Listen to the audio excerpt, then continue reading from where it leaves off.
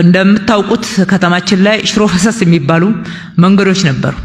ዛሬ ግን የሚሰራው አስፋልት በዚህ ሰዓት እንኳን ወጣችሁ የቦሌ መድኃኔዓለምን መንገድ ብትመለከቱት ዘላቂ የሆነ ስራ ሌሎች ስራዎቻችን በከፍተኛ ሁኔታ አስተዋጽኦ በሚያደርጉ የካፒታል ኢንቨስትመንታችን ዘላቂ ሆኖ ረጅም ጊዜ አገልግሎት በመስጠት የሚመዘን እንዲሆን በማድረግ ጥራት ያለው ስራ መስራት ላይ ለውጦች መጥተዋል።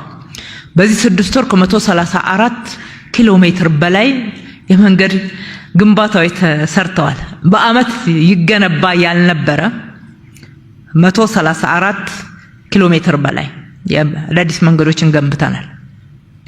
የነበሩ መንገዶችን ስታንዳርዳቸውን ከፍ አድርገናል፣ አስፍተናል። የሳይክል የእግረኛ መንገዶችን ጨምረንበታል።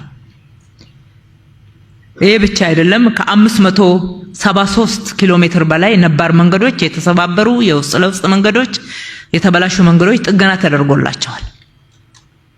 እንደዚህ ማለት ታዲያ አሁንም ከተማችን ውስጥ በርካታ የመንገድ መሰረተ ልማት ፍላጎት አለ፣ ያልደረስንባቸው አለ፣ ተጀምረውም ያላለቁ አሉ፣ ጥገናም የሚያስፈልጋቸው በጥገና ያልተሸፈኑም ደግሞ አሉ።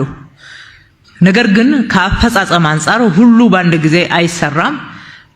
ከአቀድነው አንፃር ረጅም ርቀት የተሄደበትን ጠንካራ ስራ መያዝ ተገቢ ነው የሚሆነው።